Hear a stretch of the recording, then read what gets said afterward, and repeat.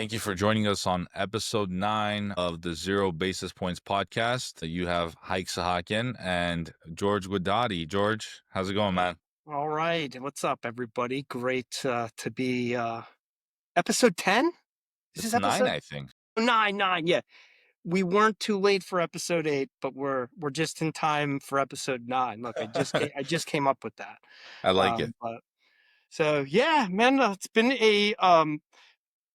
a great summer so far. I think as you know, and anybody that's kind of peeping my LinkedIn profile is I'm not with my former employer anymore. So I'm free as a bird. How about I'll put it that way? Can we Free get some agent free bird? is Can we how I get would some like free to bird put it. playing? Yeah. But yeah, I kicked off WealthSnap earlier this week, which is my new app, wealthsnap.io for any Wealthbox users. So we can talk about that. That's a big deal. Yeah. Um, and one of the things on I've requested from kind of the LinkedIn community since like Wealthbox users, and I got single Wealthbox users, but now I need big RIAs. And for any big RIA that wants to join this Wealth Snap initiative, like to consume data, like you Barron's top 100 and the next like 1,000 in line, hit me up because I'll work with you directly. I understand your entire tech stack, the entire thing. And if you're using Wealthbox, we're just going to sweeten that tech stack and you're going to get all of my expertise behind a free application I'm going to hook you up with.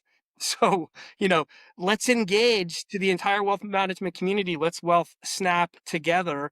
And that's what's snapping in. So like that's what I've been up to the this month so far. So I mean, catch everyone up. I mean, I know it because I've seen it. You asked me to look at it before.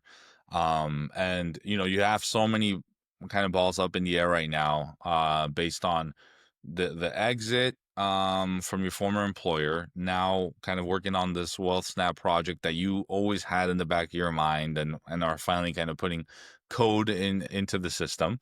And then, zero basis points plus, just other ways we can probably closely work together too, um, right, to be determined, to be announced. right. So yeah, just catch me up on kind of, I guess, for the listeners on what Wealth Snap is and kind of how you came to that. And we talked a little bit about this on the last one about like data collection and gathering, but like the real problem isn't really solved out there. So, feel free to Yeah, educate the here's the listeners. problem that I solved for is whether I'm if I'm using a CRM, from time to time, I need data from either someone that does not exist in my CRM or some from more data from somebody who already does exist in my CRM. Maybe I want to run a report on data gaps in my CRM. I need to know everybody who doesn't have a birthday, who doesn't have a communications preference. I'd like to be able to build custom fields in Wealthbox and have my clients answer them. If I want to query my user base and ask them a handful of survey, survey is what I'm looking for. But I can log into WealthSnap, the tool that I built, and upon logging in and making API calls to my CRM to give me my current population in the CRM, I can in bulk say that I need these 50 contacts to fill out these 50 different fields. Or maybe I'm just going to make one form that's a quick questionnaire. I'm going to make 5 fields in Wealthbox. It's going to say, do you care about crypto? Is it okay if I call you about insurance products? Is it your preference that I call you when markets tank or a text asking for a call? Some things, and I wanted to use examples of like how can I use this tool to make me more informed about my existing clients and and I can request that data from them and they receive a text or an email that they click on and a web form pops up and they boom boom boom boom fill out the answers, they click submit, and they're created or updated in your CRM in a snap. And that's why I called it Wealth Snap. I Everybody like it. watching this podcast already knows how to use this tool. In the same vein, you could say, I want to create a task for a group of clients, every single client, every prospect. I can do that. I want to write a note for 50 people at once. I sent these 50 people the survey. I want to write a note that I wrote this 50 people that survey, whatever. So it's a bulk data collection enrichment tool. I call it hydration, especially this this hot summer I keep talking about, you know, Yeah. and data lakes, we talk about the data lake mesh. It's all about hydration. Otherwise, we just have dirt, right? So we hydrate it, we enrich the data. And even if you want to say, and here's the thing, I wanted to make an AI tool that did this. Yeah, man, you send my friend Haik Sahakyan a text, and when he finishes it, update Wealthbox. It's really hard to do that. That's an AI agent is not It's so fun. easy to build. Yeah, it's What funny I we're thought, working on something like that already because of that idea we had, but yeah. right. So what I was thinking is, okay, I can't address that problem, but I'm not going to stop because I don't stop. So I built the tool anyway where it's just a couple of clicks to accomplish what you want. It's $25 a month to use the tool. It's in production today. You can log in, start using it, enter your credit card information, and we have super fair pricing. So when I think about, I was trying to build a tool that's AI like what you build, but I'm not good enough to do that. Like, and so what was I capable of doing with another developer? I is what I did, and that's Wealth Snap.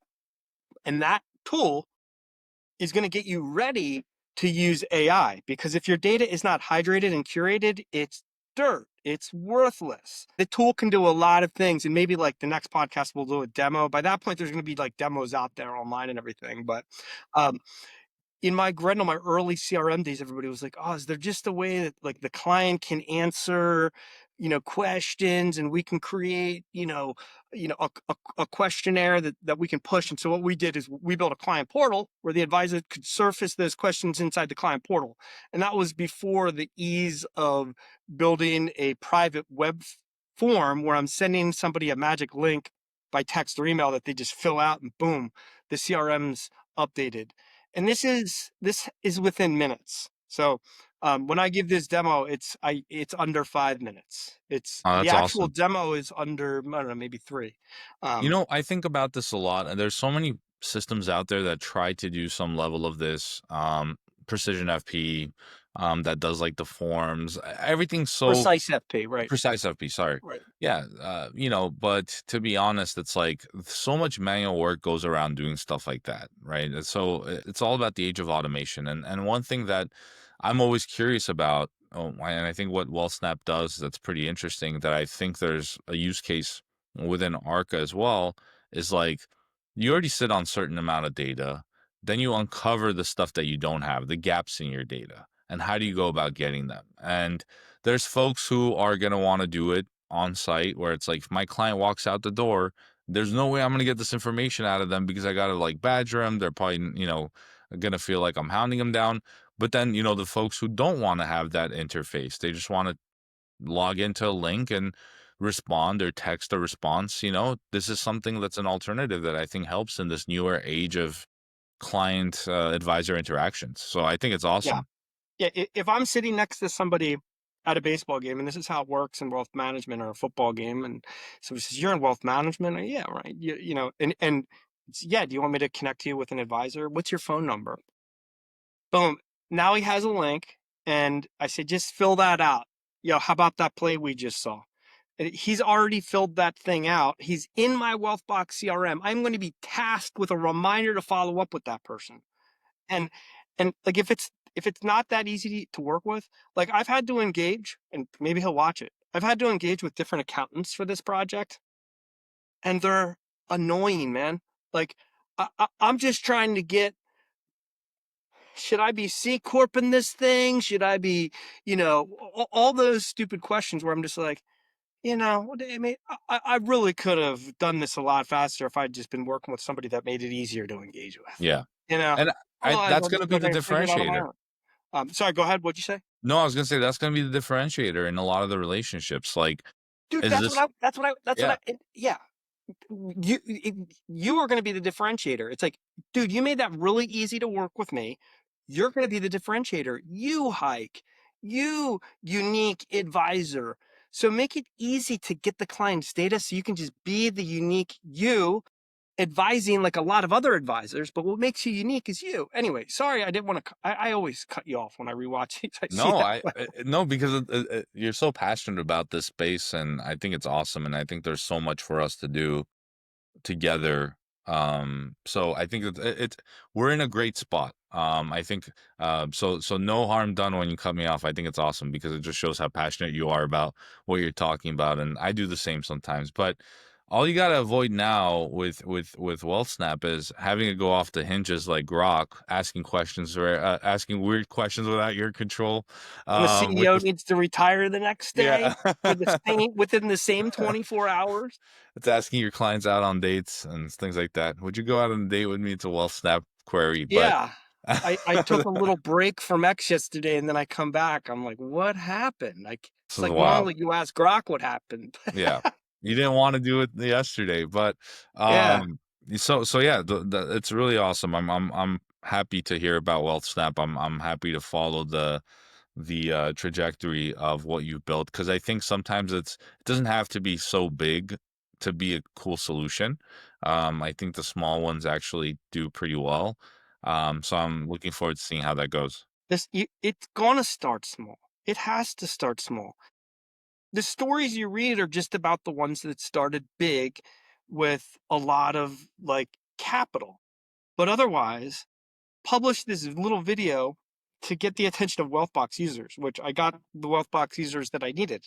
I got more attention from people that are not happy where they are in their lives and say, "Oh, yeah, I'm gonna do that too. Do you wanna do it together? Are there ways that we can work together?" And, like, that just lets me know, like, to tell the rest of the world, it's almost like we gotta catch everybody up on all our podcasts, Hike, but, like, you have got to just get started. The stupid little LinkedIn videos that I always talk about, like, that's how the podcast started. Like, so, and that started because we decided to start talking at a conference.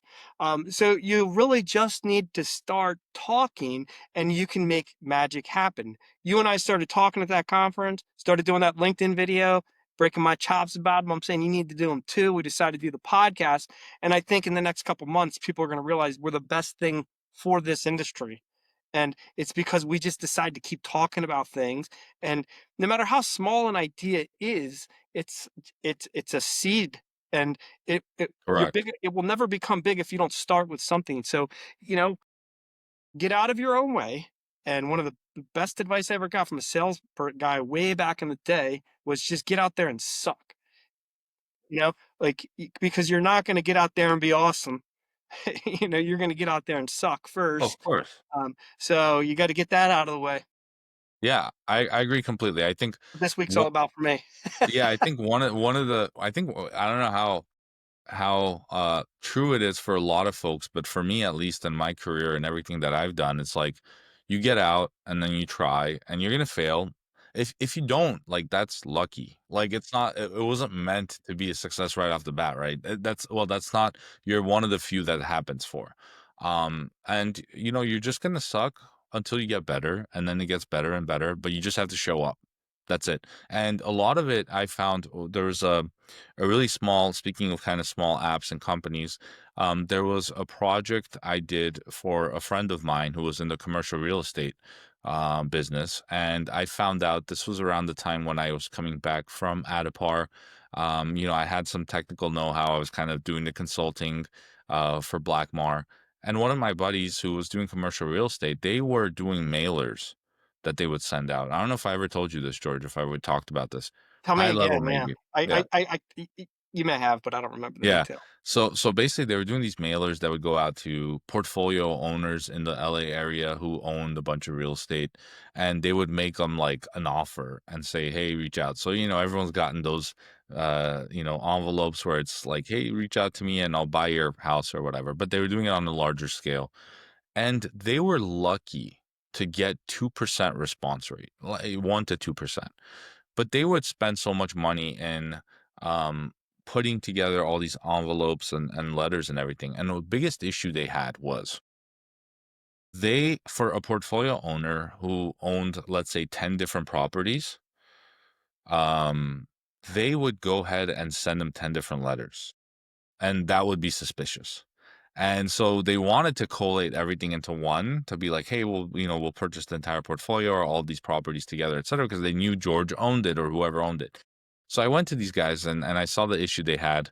And I was like, why don't you guys just create an Excel. It was already in Excel, but create a VLOOKUP that looks up the owners and then matches them and then gives you all these properties like property one, two, three, enter those into some like, Postalytics or whatever, and then send it out. CRM. Yeah, exactly. It was like Excel CRM on demand. And then you just run it. So anyway, we started doing that a little, and I realized the biggest issue that these guys would have was they didn't know if the envelope was received, someone was dumping it. There's no instant response, and this is way back before even AI was popular. So I told them, why don't we go ahead and purchase a subscription to Twilio, and then we'll use Google's, I think it was called Vertex. It's basically the predecessor to Gemini. It's basically like a mapping, workflow mapping of AI. I said, we'll use Vertex and we'll generate text that basically pitches the portfolio owner in buying the property or the group of properties. Now you'll know when it texts them with Twilio, they respond. We know they got it. We know if they're interested right off the bat or not, and then we can kind of take the conversation from there. This was before all those spam texts that come through, which are super, like, janky. Right, But right, we would have professional ones. It would say, "Hey, George, I'm interested in purchasing your properties at these locations." And so you were like, "Wow, this guy knows about my properties, knows my name, etcetera." And, they would respond, and the response rate went from, like, the 2% that they were fortunate to get on the envelopes to, like, 30, 40, 50% in yeah, certain that's amazing. locations, because people weren't expecting that type of, like, close encounter, and for someone who's trying to get something from you, was a pretty not it was like a low touch effort way of getting in front of them, because you knew if you call them, they might not pick up. But if it's a text, it's sitting in their pocket and they respond whenever it's convenient. And whenever they would do, then it was like, boom, suddenly you can make a deal out of it. But Right. that turned into like more of an internal tool. Obviously, a lot of the CCP like laws and things change in California around reaching out to people via text and unsolicited, etc. So we stopped doing a lot of that, but they got so many deals and so many clients through it for the time that, it was a great area to text people like that. But it was an awesome experience anyway. So Yeah, that's cool. I didn't know that. Um, I it's funny going back to, like, before I entered the wealth management space, which was just a short window. I was in LA working for an Armenian named Armin. But we were building fine furniture, and like, let's say you're gonna have an event, like we did the, like, MTV Music Awards, but there's furniture at that event. And so he made just beautiful furniture. And then he made everything he did was high touch, beautiful. So he printed these catalogs with this recycled, eco-friendly, and it was like, okay, these catalogs were like, I think we found out they were like 26 bucks or something each. We were like, "Oh my gosh." So he's like, "Whoever gets this catalog better buy something." And so it's kind of like you get to that same problem you were just talking about, is like, how high impact can I be, because we just pushed so hard on the budget and now we've got to get the ROI. So that's a great use case, kind of similar to how mine started. And then when we were going through that, I'm talking to my brother. He's like, "Yeah, that's a CRM," and he's like, That's what I'm building." And then that's how we got into Grendel. And then I quit that job and I started, helping build and sell Grendel. That's what I did, and yeah. until we sold that. So yeah, that maximizing of the data usage um, is a cool. I didn't know that you started there. But one Yeah, thing no, I wrote it down. was it was a fun little thing to dabble in, and that was my kind of like crash course into real estate, commercial real estate, and everything. But I did a lot of the tech, and it was funny because you go into a place where people are just used to like pounding the cement and going out, like, talking to people, knocking on doors, calling them, cold calling them, and I was like, you guys are doing it wrong. And it's so funny because when you take that model and then you apply it to like the wealth tech space, not specifically the model that I was talking about in real estate. Oh, by the way, really quickly, we called that company Glengarry AI, and it Nice. was, yeah. So it was really good. It's like because we used to talk about the leads so much, right? It's like the leads suck. It's like, no, you Glengarry suck. Glen Ross. If you Yeah. haven't So seen it, you should change that today. yeah, exactly. So it's an awesome movie to see as well. But so many people loved it for the name. But what I was gonna say is like, the way you approach problems, even in our space in the wealth tech, is so unique because there's so many institutions and clients I talk to, and they're like, well, we need the AI to do this and this and this. And I'm like, why are you even doing that workflow? Because the reason you're doing it is because you're stuck using something so old where AI is their opportunity to like go above that. Now, granted, I did respond on a LinkedIn post I saw a while ago where someone said, um, the people who are trying to just build digital employees are doing it wrong or something like that with AI. They should be creating AI ecosystems or something. And I was like, hey, I agree completely. However, especially in our industry, I can't go into a place and say, squash everything you've been doing, get rid of all your paper documents, all this stuff, and let's just start fresh, right? It's like that's just never gonna fly. Too What much you gotta change at do, once. Yeah. yeah, you gotta start in that small value add area where I can show you what the AI can do, be the connective tissue for what you have today. Then we future proof this thing so it goes beyond what's capable, fully digital. And that's going to be a very interesting one. So, funny anecdote, I was on a recent call with some product managers and people who were showing me some of the issues they were having. And I was like, well, why are you guys even using the system to do it? Let's just go straight to the source. And some people who had already had that interaction with us, because we went from the conversation of just proving value with smaller like subsets of stuff we're doing, they were like, yeah, you're right, like we should. But to get them to that point takes a while because they have to see it work, they have to see the promise behind the tech, which so hopefully most of our client base is seeing that today. It takes a while to develop trust, right? 100%. So, to convince someone that they should change, can't be done prior. They need to trust you.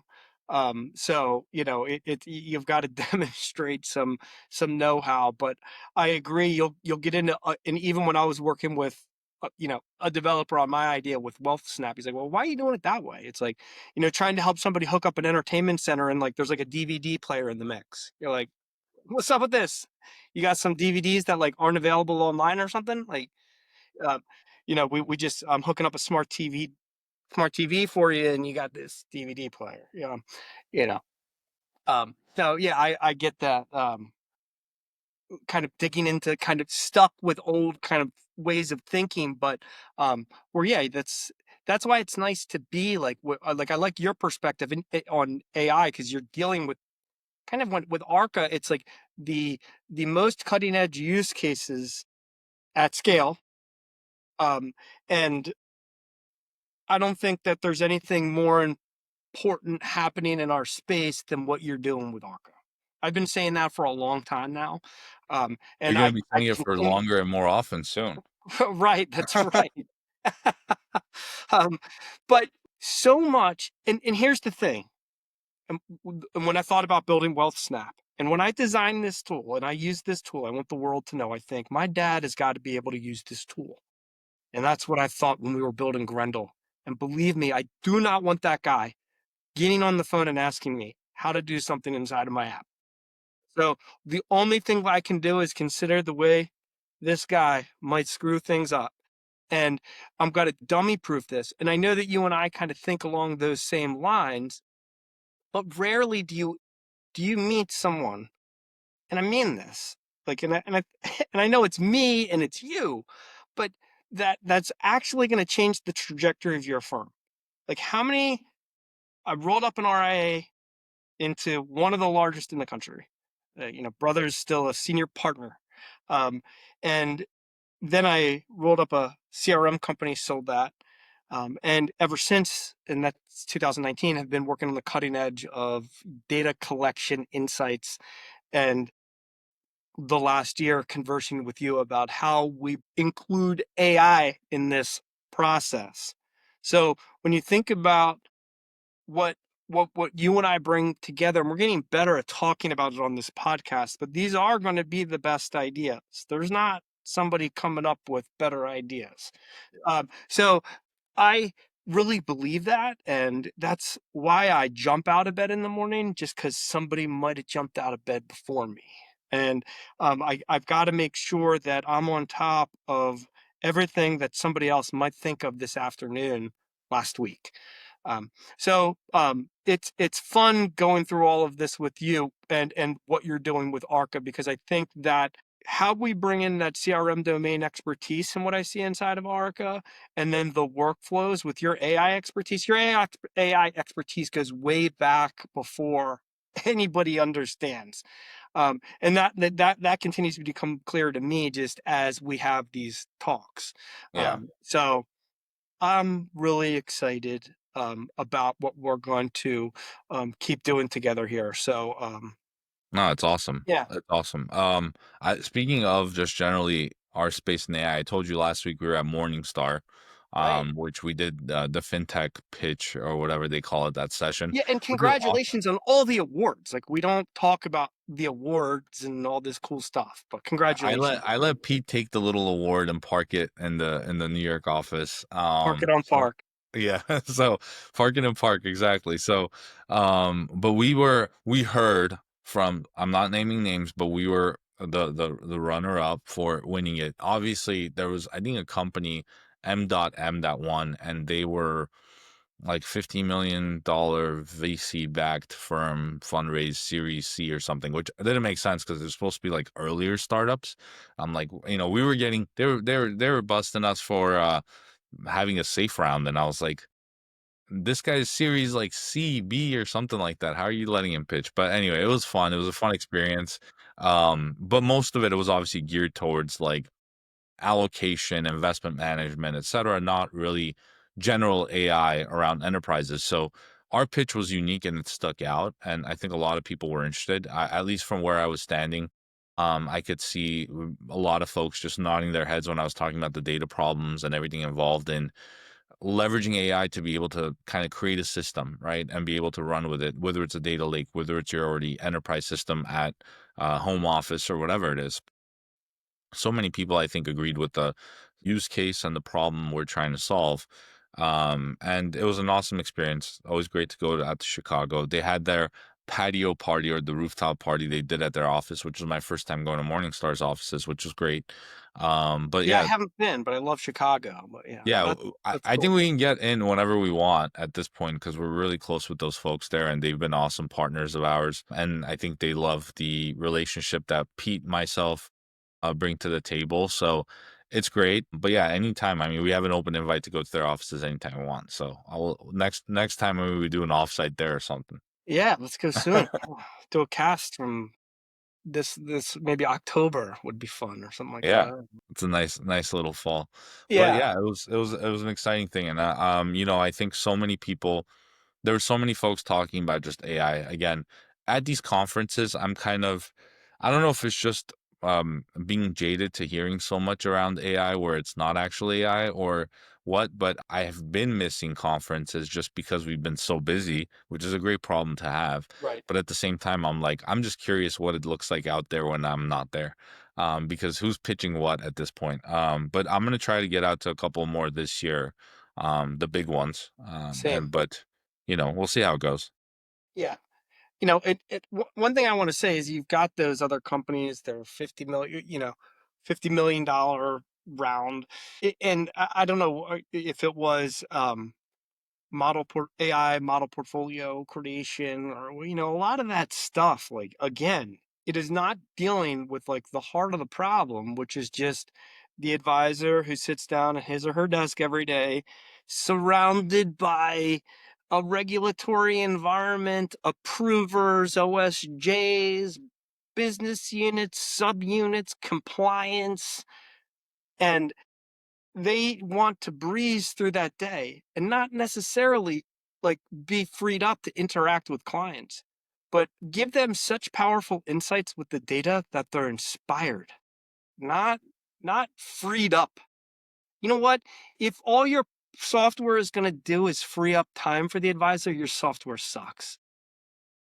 It has to inspire advisors. I agree. Yeah, that was so fast and easy. Holy shit. What else can I do today? And that's when you're using tools right. It's just like when you're on a team that appreciates you and you appreciate them, you're like, we're going to burn this thing down, like, in the best way, like burning Yeah. down the house, talking head style. Yeah. Uh, Really excited when I think about kind of just the use cases that simplify us, that free us up to be exciting, inspired people. Because when we do things that bog us down, these manual processes, we lose inspiration. It's like, having to do a stand up that goes way too long right before you go into the most difficult project of the day. You're like, damn, well, now I'm thrown off. Kind of need to go on a walk and throw up now. But, you know, and that's not the best thing to do to make you feel better. But software should inspire you. Let's kind of get back to where we I were. agree. Arca inspires me. WealthSnap inspires me. And when I sit down to work on these projects, Zero Basis Points inspires me. Like I'm excited to bring my best. I got to bring my best. So, Of and that's course. also, so what were you about to say? No, I was gonna say, of course. I mean, some of the things that we encounter in this space is like there's so much data pushing and I don't want to say boredom, but just tediousness in the work we do that when I sit with clients and we get to just riff around like what we can do and build and all the fun stuff, it's like inspiring for them because look, things aren't going to work the first day when you press the button and it goes live. Certain stuff breaks. But guess what? There's the promise of it working and you're working towards that. And that's what's kind of cool, right? I think a lot of people and this is the level of creativity that exists in the job we do. Yeah, it's code, yeah, it's technology, it's all this stuff, but there's so much that's going on that that's why I always say AI is that next revolution that I think kind of repurposes what a lot of people's job descriptions say and what they do. And some folks who are, experienced leaders or folks who are looking at all the inefficiencies in larger firms and how they can reimagine them, things like that are really inspiring because if you're a firm and you're going out to clients or you're going out to advisors and trying to attract them to your business, you just having some cool dashboard isn't it. It's just not it. That's not how you're gonna be attracting these advisors on there, or these clients onto your system. Because one thing I've always said is the retail technology, the consumer tech that's out there, like Robinhood is a great example, was so easy to use that any client of an advisor was like, "Why can't you just show me why can't I log in and just see something like this that just shows my AUM? Done. Right. I don't Right. need anything too crazy." And it was like, "Well, we can't." You know how long it took Adapar to build like a mobile front end of their portal for a client to log in and see it from the advisor side to like grant them a view? So long. And it was ridiculous. We'd hear about it all the time. We had to tell clients log on to the website on an iPad because it was large enough that it'll work. So it kind of looks like a mobile app, but it's not. And that's the type of like workarounds you got to offer because like Yeah, I remember those days. the Yeah. tech sucks. You're not building to inspire, like you said. You're building just because you got to plug in a gap. But when Right. you build to inspire, I think something else changes and ticks. Today, I was actually on a demo before our podcast, and I showed a guy a bunch of stuff within Arca, and he was like, "I've been through the Kits map, and this is the best demo I've seen." And I'm like, well, one, you started at the Kitsus map. So, you're going to go through a bunch of noise before you get to what you want because there's so much of it. And then finally, when you find it, you're like brain dead from seeing so many demos. You don't remember what's next or who does what. But the ones that are good, like knock on wood, us, like stuck out. But yeah, that's what's gonna happen. You just got to inspire these people. And he literally was like, "What do you think happens to the industry?" And I'm like, "I love questions like this because now we Love can talk love about those questions. all Yeah. the stuff that you can do, not only because of the time savings, but also it repurposes all these employees. It repurposes your whole practice. So you can go out and grow your business instead of just sitting there jamming your head and a PDF report and trying to figure out why the TWR is off and why it went down during this month, etc. Let the AI do the heavy lifting. That's how it should be. Right. So Let engage with people that inspire you. And that's that's Arca, that's Wealth Snap, and then like Wealthbox. Like, the reason I picked it, like that's a cool company with cool people that I know that are inspired to deliver cool results. Like when you're using these different tools, you feel kind of that magnetic energy and you're inspired.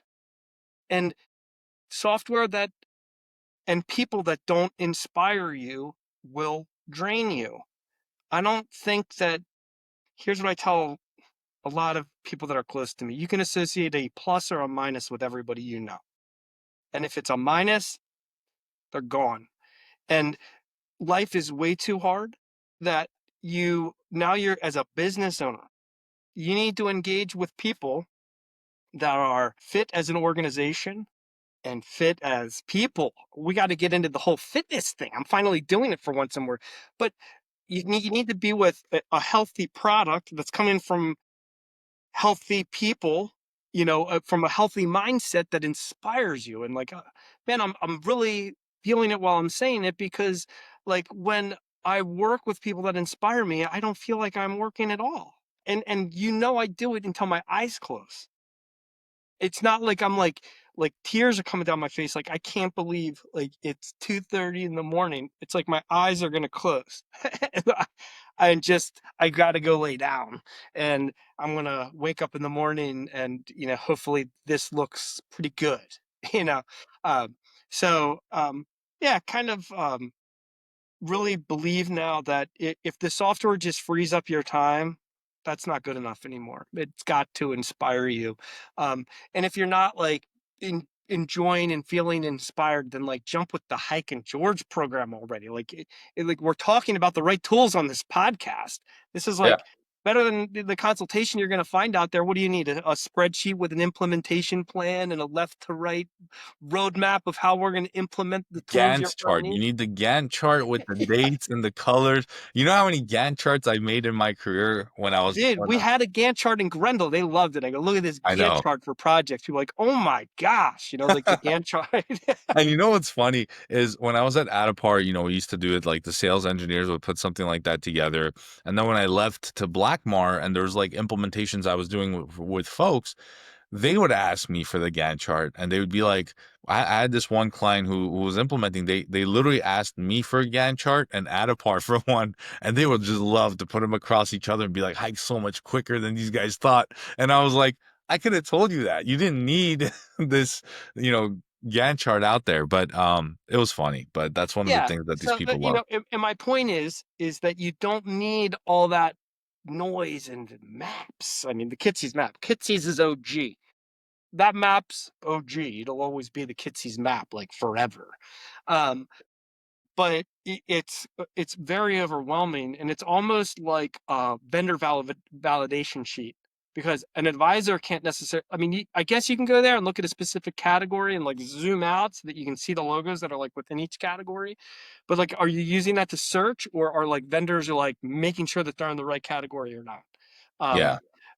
so I hope the former, advisors are using it to search, and I'm sure, but it's just getting Well, they're it's getting confused so half the noisy that time. what I'm trying to say is just come to 0 basis points and listen to Hike and I Yeah. talk, 'cause we're I'll walk you through acting the in your map. best interest.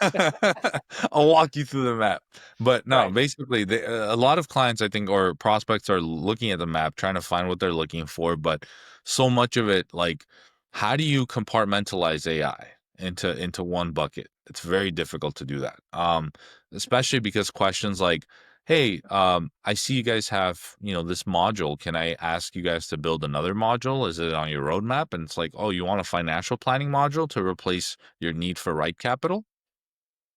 Interesting. It could be done. And it's like, what do you do? Then you jump in, you just have the same company posted all across the map. Nah, but I think there has to be a regeneration of that map that just shows where AI just plays, and it's going to be probably a heat map of just AI sitting all across different categories. I bet you pretty soon Yeah, I was trying to think of like different ways to that that show could be that. worked into the map. Yeah. Maybe Yeah, just like a couple black holes that are like the biggest AI and just like yeah, kind of sucking in everything. sucking in all the other categories. Just pulling it to the singularity, like, and everybody just nobody knows what there's beyond the event horizon. I mean, it's Yeah.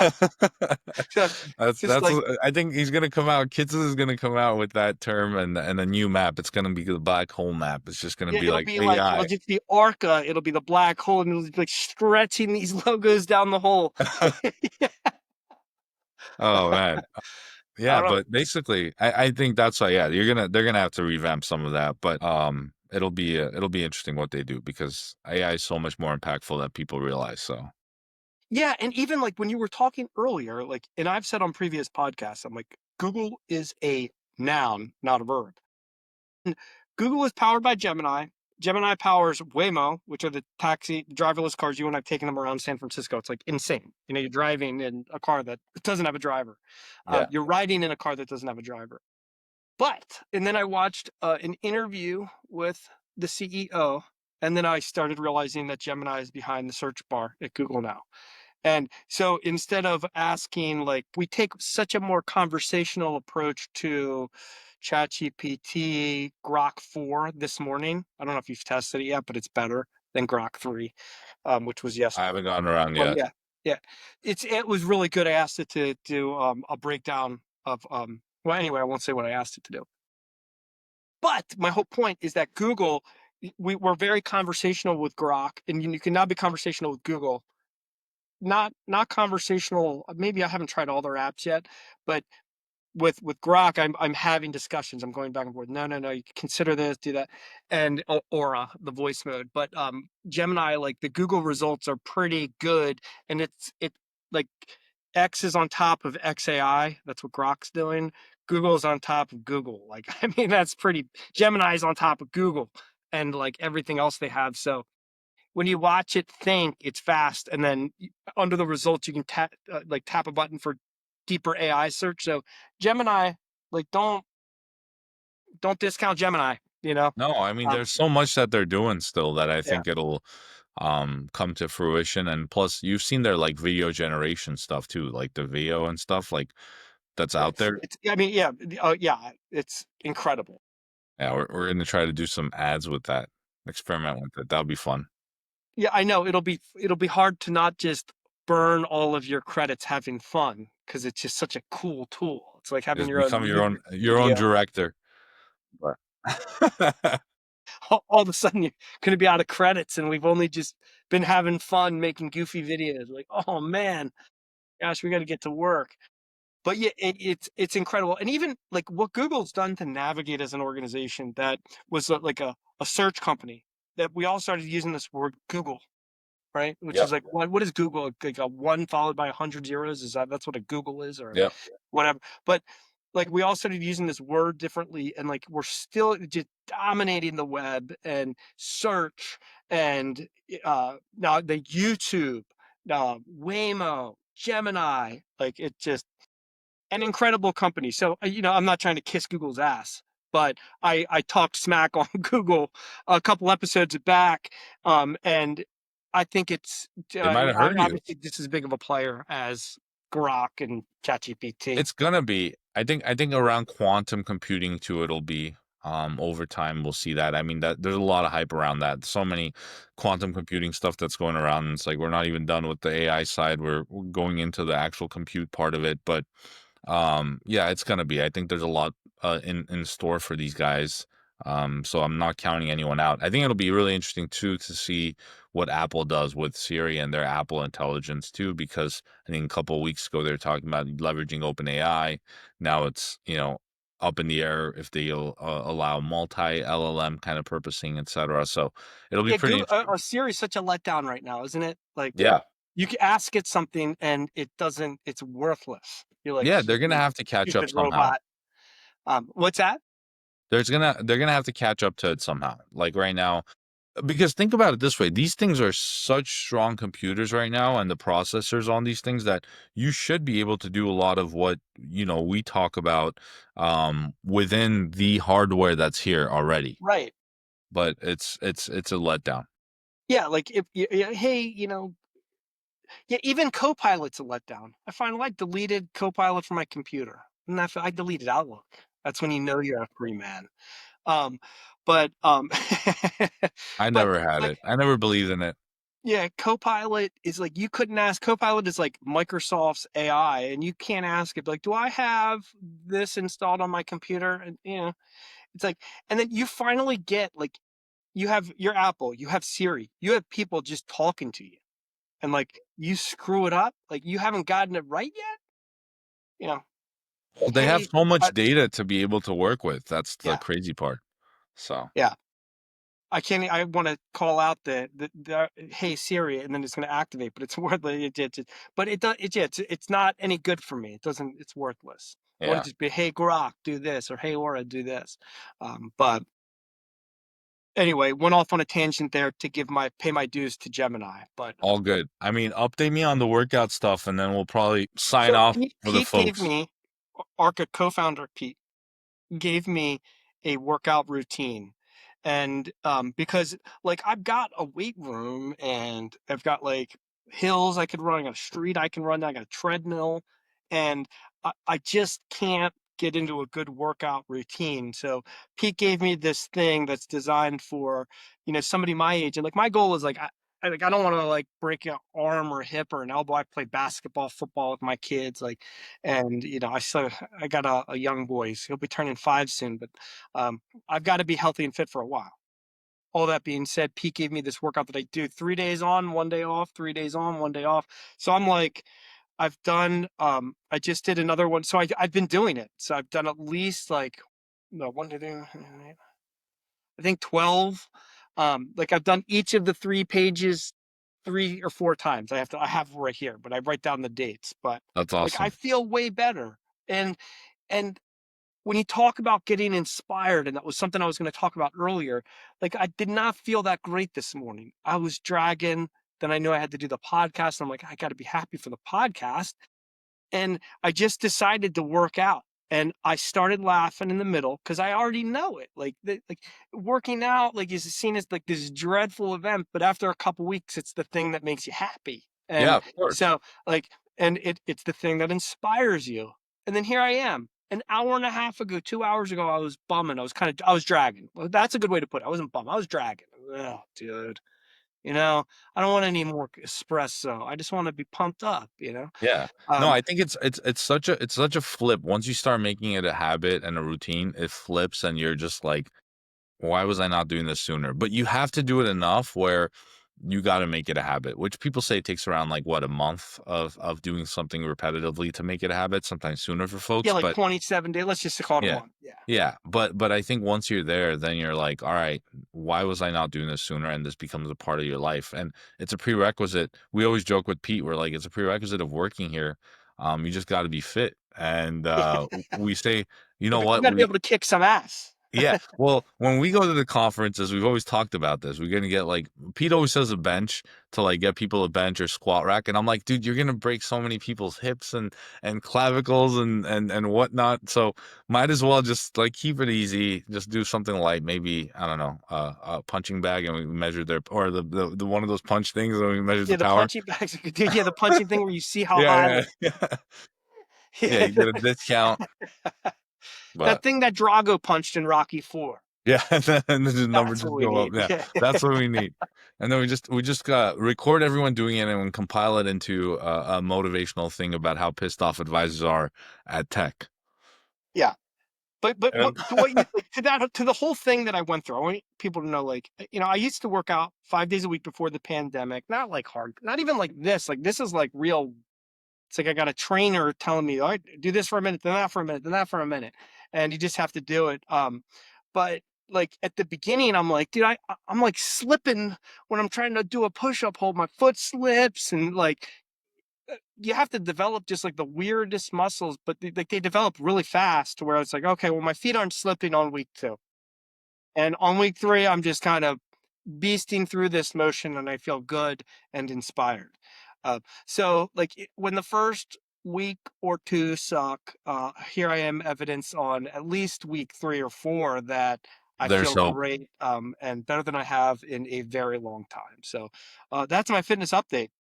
That's awesome. No, we're gonna keep How doing about the. you, man? Did you stop lifting or anything? Hey, I've gotten smaller. No, I'm just, I you know me. It was my deload week this week, but I still hit the gym 5 days at least. What's Um, deload week? I so I do a volume deload every 4 weeks, so where that was this week. Got it. What's the D yeah, stand for, by the way? Deload. deload. So Yeah. so you basically deload. So if it's a volume deload, you Oh, deload. reduce. Got it. One. Yeah, I got it. you reduce the number of sets and reps you do, but you keep the weight the same from the prior week.